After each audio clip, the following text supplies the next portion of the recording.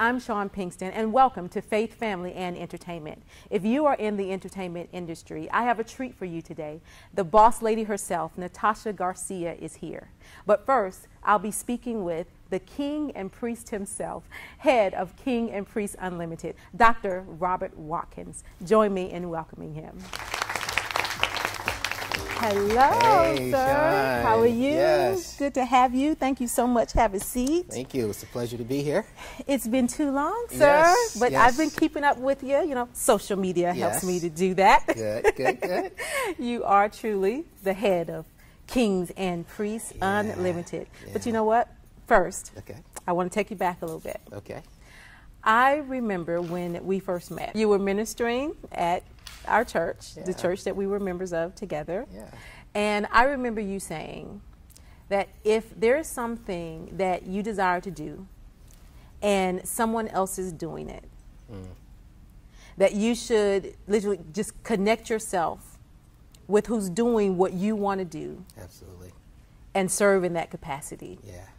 And that is a way, of course, where you learn, you're able to be developed. And, you know, when I heard that, I was at a place in ministry at the beginning thinking, you know, I think I heard God call me to do this. I don't know. But when I heard you say that, I knew exactly what I needed to do. And then I approached you. Yes. And the rest is history. I do remember that moment. And we've known Yes. each other a long time. Yes. I truly developed a lot with serving you and your wife. Yes. It was hard work. Yes. My wife was really hard. But it was truly dynamic, and you are truly one of my mentors. Yeah, So I just want to thank you so much for just that little seed and taking me and my family, you know, under your wings. And it's just been a pleasure just to even see where you have gone with Kings and Priests. Let's just talk about Kings and Priests a little bit, you know, what you're doing and kind of where it is now. Well, we're very proud of you, Chaun, and the growth and the network you've been able to build. And you have literally taken the word of God and taken what he's called you to do seriously. And this is why you've been so successful. Kings and Priests started off with, you know, just a few guys in a little clubhouse in Douglasville, Georgia. And I didn't know what we had. All I know was that men needed help. And men were lonely, they were depressed, they were trying to be successful by themselves, they were working independent of teams and trying to figure life out, trying to keep the bills paid, keep their wives happy. And so, and I was one of those guys. And so we were trying to figure out how to be responsible men. And most of us, we discovered we were still just little boys that needed to grow up. Well, how do we grow up? And so we didn't have a lot of mentors. We had a lot of sermons, a lot of preaching, but we didn't have mentorship. And Jesus told us very simply to make disciples of men. And what I discovered, that men were not being discipled. They were being preached at and, you know, and educated in our institutions and schools, but we didn't have the life application to be not only responsible for ourselves, but be the leaders of our home, start businesses, start ministries. And that's why I believe Kings and Priests was birthed. To go and get men, whether they were making $5 an hour or $500 an hour, all men had the same issues. And so we came together and we started solving those issues, and we went from 5,000 to 17,000 men around the world, and we're very proud of that. You have truly made a wonderful impact. I know personally in my life with my king and priest. He is a king and a priest. And it really was from what you taught in that revelation that you know he is, you know, a king and priest. He is, and you know he is the. I seen him grow. You know, from my car was in your backyard.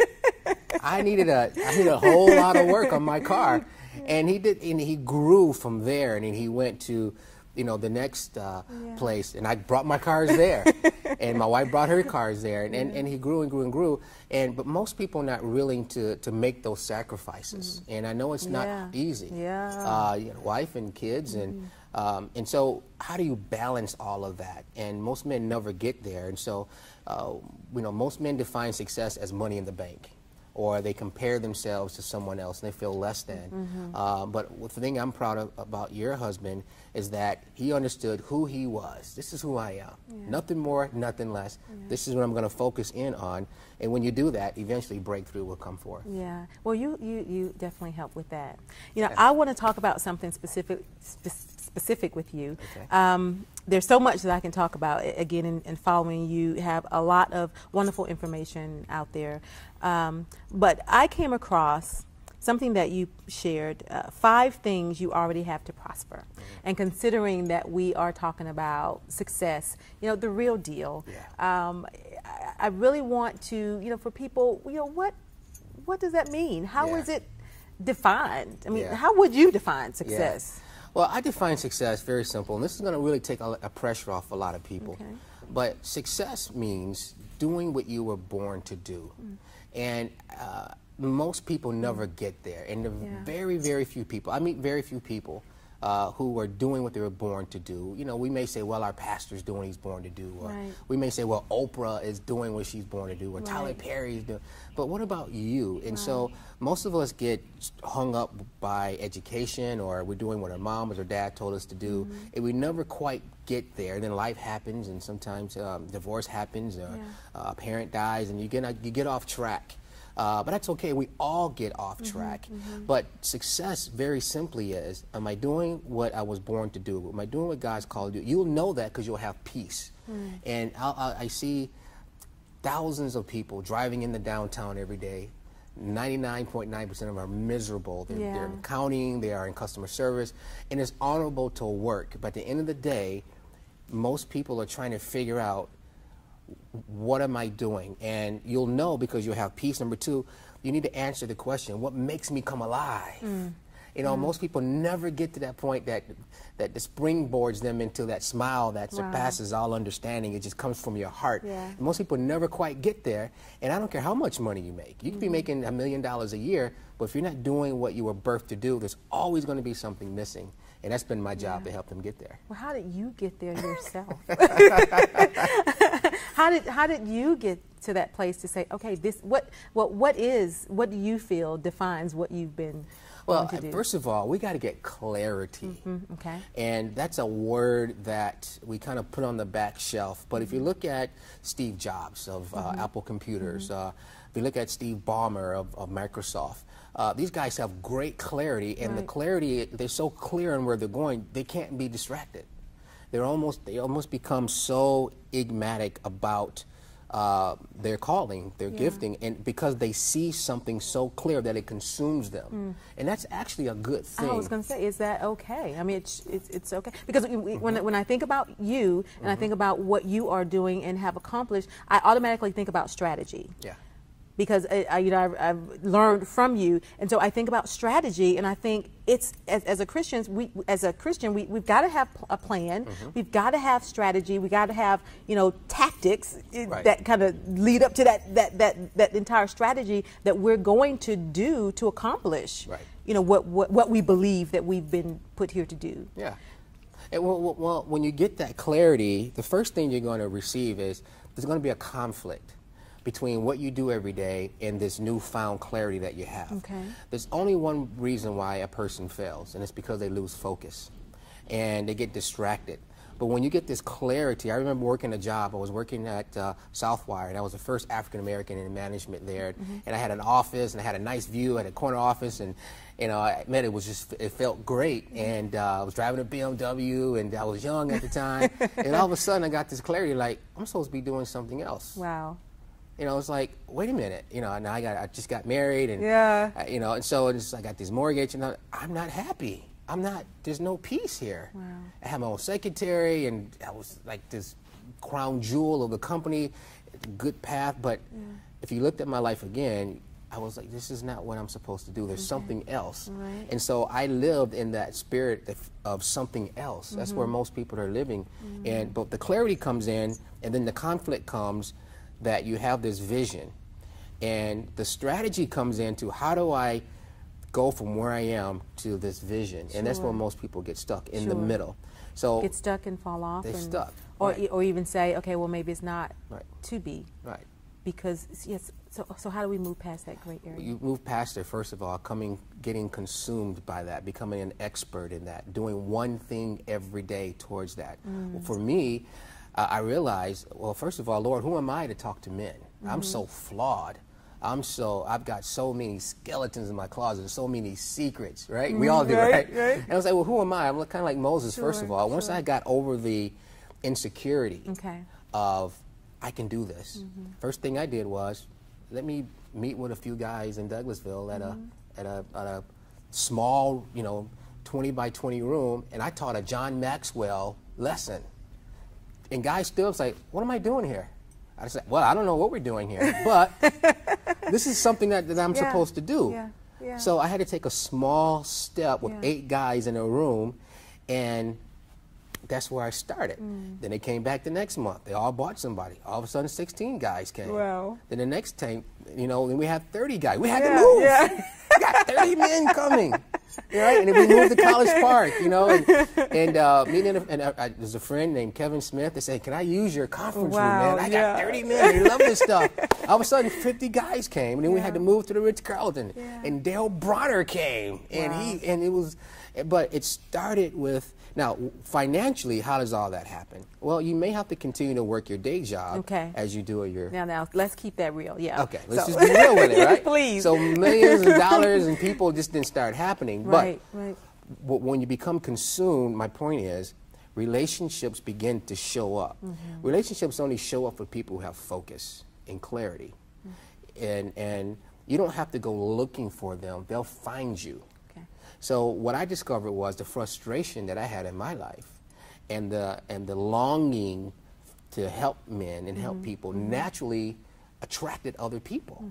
So my network was naturally, I didn't know it, I couldn't see it. I didn't know where they were, but they're naturally attracted to me with all of my flaws and all. It didn't matter what color skin I had. It didn't matter I had hair or no hair. It didn't matter what issues was going on in my life. What was overshadowed that, what was in me, and I started doing small steps. And people understand small steps. What it sounds like to me is that there's power in the decision you make to pursue. And in our minds, we could have this big thing that we want to do. Because if you ask me where I want to be in 2 years, I can tell you, it's a big place. I mean, it's huge, okay? I want to do this a whole lot bigger, okay? But it first began with the plan. The first step, as you said, will produce or move you to the next step and bring the resources that you need. But you know what? In thinking this through, I can remember, and if there's someone like me, I can remember being afraid to move to the next step because of knowing what I needed and not knowing how it was going to come or where it was going to come from. So let's move into something I think is very powerful that will help our viewers really get to moving and to really see that we already have everything we need to prosper and to be successful. And when I talk about success, I mean successful at daily living. Because I think it just takes every day making those decisions to pursue and making those decisions to move forward. So you share 5 things, and one is 5 things you already have to prosper. One is a picture. A personal vision is God's clear picture of your future. The picture may be completely different from how you see yourself. Find out how God sees you, then write it down. Expound on that just a little bit. Well, when God speaks, he speaks the end from the beginning, right? So he shows you the picture. You know, whenever you look at a picture like in your elementary school book, the first person you look for in that picture is who? Yourself. It's right? true. So you see yourself, you got to see yourself in this picture that God has for you. It may be on a stage in front of 10,000 people. It may be on a couch knitting, some sort of blanket or something, but you've got to see yourself. You got to see yourself owning 25 restaurants. You got to see yourself, like I was with your husband. I said, Rod, you got to see yourself owning 30 different automobile shops around the city. Can you Right. see yourself Right, doing that? And right. he saw it. Right, So right. God speaks the end from the beginning. And this picture has to be picture clear. It's got to be clear. You got to see yourself in it. That's where you start. If you can see yourself, now it's going to scare you. Right? Yeah. Right? Because you're going to feel insecure. You're going to feel less than. Yeah. You're like, Lord, I can't do this. But Isaiah did the same thing. And finally he had to make up in his mind, okay, Lord, send me. Okay. He had to get over this fear, and God had to come and put coal and say, shut up, boy, just Right. stop talking. But now here's what you have to do. Walk by faith towards that picture. So he'll give you the vision, and then he'll bag you up into reality. Okay. So you spend the rest of your life walking towards that picture, Wow. because you might not accomplish the picture in your generation. Your children's children's children Sure. may end up accomplishing that, but you can't be concerned about that. And so that picture is what I'm Yeah. talking about, being Yeah. consumed with. Yeah. Yeah. And then writing it down. And then writing it Just down. The give reason that why clarity. God told you to write it down is not because God is forgetful.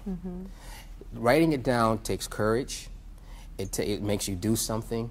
But he said when you write it down and make it clear, plain, the next thing that's going to happen, somebody's going to pick it up, read it, and they're going to run with it. Yeah. You see, it's not your job to run with the vision. It is somebody else's job to run with the vision. That's why corporations have employees. Got it. That's why you have a chairman of the board. Got it. Chairman of the board shouldn't have to, clean the windows. Got it. Chairman of the board shouldn't be out there selling. He should be training other people to run with the vision. It should be your job to make sure that the vision comes to pass and being a good manager over it. So the first thing is getting a clear picture of where you're going. Awesome. And that picture. Awesome. Got it. A problem. Yeah. Well, every picture solves a problem. Okay. Every business solves a problem. Okay. Dentists solve teeth problems. Janitors solve cleaning problems, right? Garbage men solve garbage problems. Sure. If you're not solving any problems, you're not making any money. So you have to figure out what problem have you been called to solve. You make money in business by solving a problem. You buy Comet Cleanser for one reason only, to solve a problem. Okay. The moment it stops solving that problem, the moment it stops, it has no value. Okay. So the value of this program Yeah. is to solve a Give problem inspiration, in right. somebody's life. Awesome. Yeah. Got it. So we got our picture, we got our problem, and 3 is a plan. Got to have a plan. I know people who try to be successful without a plan. It rarely happens. Okay. The top 3%, the wealthiest people in this country, the thing they all have in common, they have a plan. And you don't know where you're going. Just flying by the seat of your pants, it doesn't work. You may have some success, but you won't have lasting success without a plan. Yeah. A promise. You gotta have a promise. A guy by the name of Fred Smith did something very bold. He said, when it positively, absolutely have to be there overnight, give me a call. His name, and of course he started Federal Express. Now everyone was saying, are you going to tell me that you're going to compete with the United States Post Office? Right. Are you going to how are you going to get a document from Atlanta, Georgia, overnight to Hong Kong? How is that going to happen? Well, he understood logistics. And so he made a bold promise. That one promise attracted billions of dollars to his corporation. Okay. So we've got our picture, got my problem, got my plan, got my promise, and that, according to your 5 steps, produces a product or have a product. You have to have a product or a service. Okay. What by that I mean a tool of wealth. The Bible says very simply that the simple things confound the wise. Oprah Winfrey became a billionaire with a camera and a couch. Troy Cathy of Chick-fil-A became a billionaire here in Georgia with a chicken sandwich. Somebody is a billionaire today by balling up cotton balls, put it in a plastic bag, and says, somebody's going to buy this. There you You go. probably have cotton balls at home. Huh? I have the cotton balls. Well, you send somebody's kids to college, but the point of the matter is, making money and being successful is always something simple. It's not in the complex. We like to make it complex, but it's in the simpleness of it all. That's why when God speaks, he says to write it down and make it plain. It's always something simple. Someone is a billionaire today from hairpins. I mean, it's always something simple. It's not in the complex. Bill Gates had one goal, and that was to put a computer in everybody's home. But at that time, computers were the size of a room. So that's where the work came in. But the vision stayed the same. So those are the things that we need to have. But that tool of wealth is what's going to take you in the business realm and allow wealth to come in through the exchange. That's awesome. So what's next for King kings and priests? Well, we're focused in on men, and we've got two strategies. We're doing men's business Bible studies on Sunday mornings in Atlanta, and we're starting chapters now. I never wanted to do chapters because that just sounded like work to me. But there are men in different in major cities. We're starting in Los Angeles, in Memphis, Detroit, Miami, Jacksonville. We just had a large Conquer conference in November. Bishop Chidi Jakes was our headliner. He came and did a phenomenal job. Dale Bronner was there, and Willie Gary and many others. Willie Jolly, that is, and many others. And we had about 3,000 people that came. So we're taking it to Los Angeles next year. So we're excited. So would you say, with all that going on, that you are truly fulfilling your passion? I am. And it is wonderful. And, you know, when you're working and operating in this thing, you know, money follows those things. You know, notice I didn't say get the money. I didn't even mention money. Right. Because when you have a clear picture, you have the plan, you're solving a problem for people, you know, and you have a product, and you're doing these things, money follows those things. It naturally follows. And so the reason why I'm stressed out and have no hair today, because I've been trying to chase a paycheck and I was doing it the other way, but I had to figure out, I need a paradigm shift and focus on other people as opposed to myself. And when I made that change in my own life and made that change in my focus, then the finances begin to show up. And when you're doing what makes you come alive and you have money, you're doing pretty good. That's pretty sweet. Yeah. I would say. Would you consider yourself success? I would consider myself on my way to becoming a distribution center for other people. And to you, that is a place of success? That's a place of success, because success means that you have what you need, but what I really want to get to is becoming significant. And that goes beyond just for me, but I have enough overflow to pay off somebody else's house. That's awesome. To put somebody else in business, to capitalize somebody else's dream. And we're doing that slowly but surely. That's awesome. Yeah. I've been blessed today. Yeah. I have been inspired. And I really believe you have too. You know, we're talking about success, and if you've caught some of our previous shows, we're really hoping that you are able to define what success is for you. And all of my guests that have shared, the one thing that has been common is that we've got to take responsibility for where we are, for our life, for our decisions. As always, here at Faith, Family, and Entertainment, we believe in inspiring you. We believe that inspiration leads to creation, and that you have everything you need to create your world. And so we're letting you know right now that you are successful. Dr. Robert has given us the 5 things that we need to prosper.